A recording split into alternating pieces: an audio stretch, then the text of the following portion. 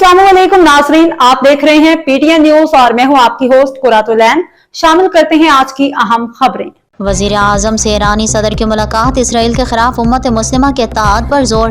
वजीर आजम मोहम्मद शहबाज शरीफ की दोहा में हंगामी अरब इस्लामी सरबराही इजलास के मौके पर ईरान के सदर डॉक्टर मसूद पज़ेश्कियान से मुलाकात हुई। इस मौके पर नायब वजीर आजम और वजीर खारजा senator Mohammad Ishaq Dar, chief of army staff field marshal Syed Asim Munir, वजीर दिफा ख्वाजा मोहम्मद आसिफ और वजीर इत्तलात और नशरियात अताउल्लाह तारड़ भी मौजूद थे। दोनों रहनुमाओं ने कतर के साथ अपनी यकजहती और हिमायत का इजहार किया और इसराइली जाहिरियत के मुकाबले में उम्मत मुस्लिमा के इत्तेहाद पर जोर दिया।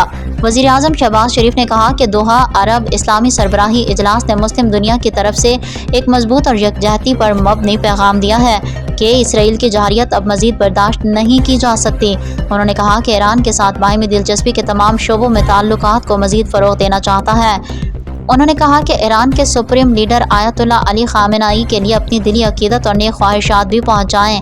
सदर पज़ेश्कियान ने फ़लस्तीन के मसले पर पाकिस्तान के मौक़िफ़ को सराहा और वज़ीर आज़म के साथ करीबी ताउन जारी रखने और पाकिस्तान ईरान ताल्लुकात को मज़ीद मुस्तहकम बनाने की ख्वाहिश ज़ाहिर की।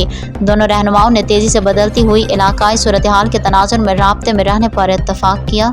न्यूज स्टूडियो से फिलवक्त के लिए इतना ही। मज़ीद खबरों और अपडेट से बाखबर रहने के लिए देखते रहें पीटीएन न्यूज।